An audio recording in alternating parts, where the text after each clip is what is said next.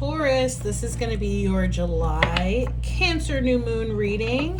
I'm using the Black Tarot. You can watch for your sun, moon, rising, or Venus. I just saw the Hermit, so this may be sort of a period of solitude or quietude for you right now, Taurus, okay? Let's see what's coming up. 9 of Swords. Okay, so especially if you are dealing with worry, fear, anxiety, don't do that. No, but this card can talk about sort of, being stressed, being a little bit restless, again, sort of being worried or concerned about something. Let's see what else comes up here, because I feel like Spirit is trying to sort of allay your concerns, right? They don't want, remember this phrase, I often tell my clients this: worry is a wish for what you don't want, right? And worry doesn't serve us, right? Like, when has worry ever changed the equation? Never, right? The only thing that worry does is steal any semblance of peace or joy in the present moment, right? It doesn't actually change any sort of future outcome. What can change future outcomes? Action, right? So rather than worry, let's try to figure out how we can address the root of the issue. Okay, you have the 6 of Cups coming up here. 6 of Cups is quite a nostalgic energy, okay? I'm actually hearing Spirit say, tap back into the things that you love.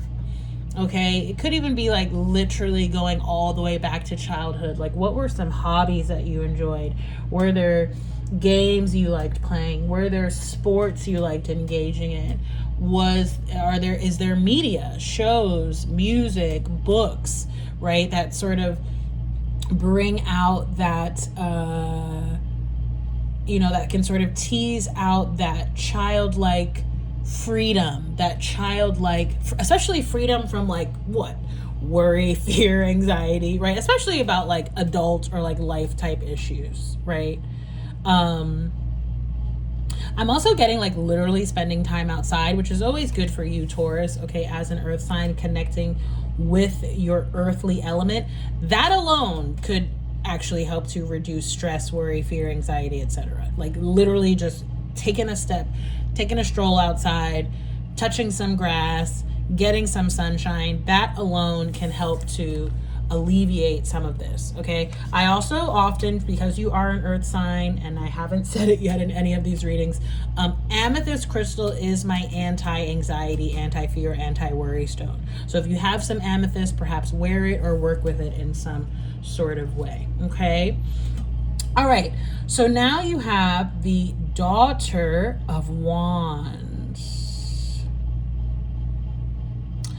So what's interesting, because this deck has sons and daughters, and now I'm like, well, which one is the page and which one is the knight?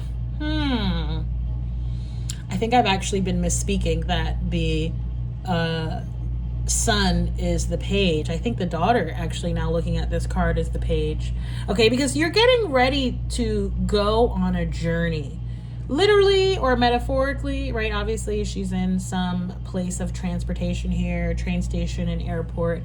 But I'm getting more so I just heard it's time clock in the background. And I'm getting like it's more so a metaphorical journey. But there seems to be a question about internally, right? So that's you questioning whether you are ready or not. Well, let's look at this picture. Your bags are packed. You're in the right place, hopefully on time, right? So I'd say that's pretty well ready. Even if there is sort of some, fear or worry, dare I say. I said in one of the readings earlier, I think it might have been Aquarius,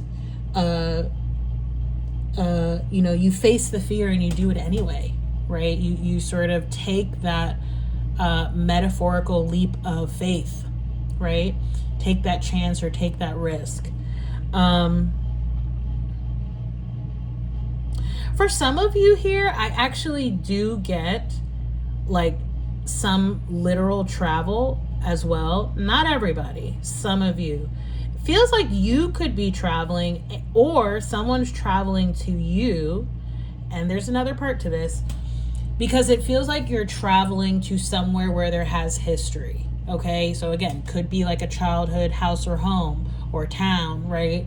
Could be where you went to school. Could be somewhere where you used to know someone, right? Or again, there's someone coming towards you. Maybe that's the case for them, right? Maybe where you live is some place that holds some sort of significance for them in terms of their past history. But that just felt like sort of like not an aside, but like not a main part of the message, but a part of the message. Okay, Taurus, let's see what's coming out here at the top. Temperance, Sag energy, balance, balance, balance.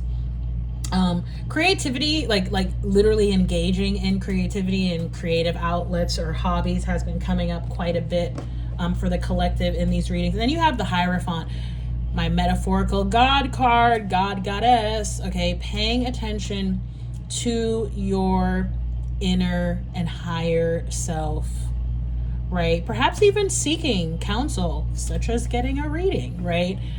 Seeking spiritual advice or guidance here, okay? Could be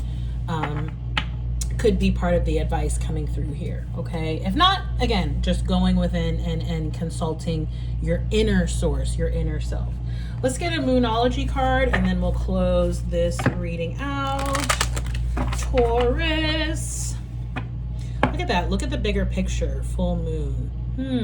I just, Spirit told me to stop on that, and it drew me immediately to that Nine of Swords, where like, you know, sometimes when you're so zoomed in on an issue, especially like one particular facet of something, you're making, right, I just heard making mountains out of molehills. And sometimes if you zoom out, right, which is what it's saying, look at the bigger picture, things maybe don't appear so bad, right?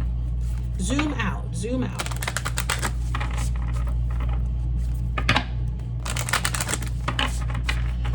Okie what is the Moonology guidance for you, Taurus? The energy is gaining momentum, waxing moon. Okay, let's read for this card and then we shall close it out. Waxing crescent moon came up for Pisces. Again, go back and watch your other placements if you feel so inclined. You certainly don't have to, but you never know what else may be in there. Why am I having trouble finding some of these cards in the guidance book? Let's see. Waxing moon, the energy is gaining momentum. Okay, so during the waxing moon cycle, hope springs eternal. This card is a very positive omen, indicating that you can create the reality you're dreaming of, though it will take some work and you're not quite there yet. This is a time of energies rising up. Emotions are building too. Where do you want to go, and do you believe you can get there? That's the central question. Do you believe you can get there? Either you can just keep meditating and focusing on your desired outcome, or you can make the courageous commitment to take more practical steps towards your goals. Whichever you decide, you are most certainly on the right track. It says, affirm, I know I'm headed in the right direction. Other possible meanings for this card: the situation is full of potential. Your dream can come true.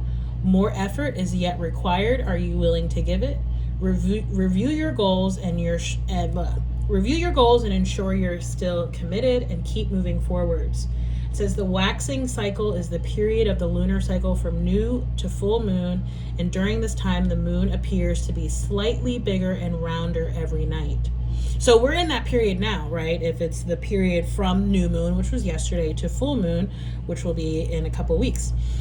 This is a very empowered and empowering time, and this is a very promising card. It suggests now is the time to make plans and to act on them, no matter when you actually pull the card. But we are in the waxing moon cycle, so the time is now. Okay, Taurus. Again, these are just super quick readings. I'm going to try to keep coming back and doing these on a regular basis. We'll see. I used to many moons ago do them more regularly, and have had the best of intentions of doing that. It just hasn't quite materialized of late. But I wanted to come in and do these. So hopefully this helped. If it resonates, don't forget to like, share, and subscribe, share with a friend. If you want to book this reading, I do offer this reading. It's a new moon card reading, and you can book that on my website, which will be in the description box. Bye, Taurus.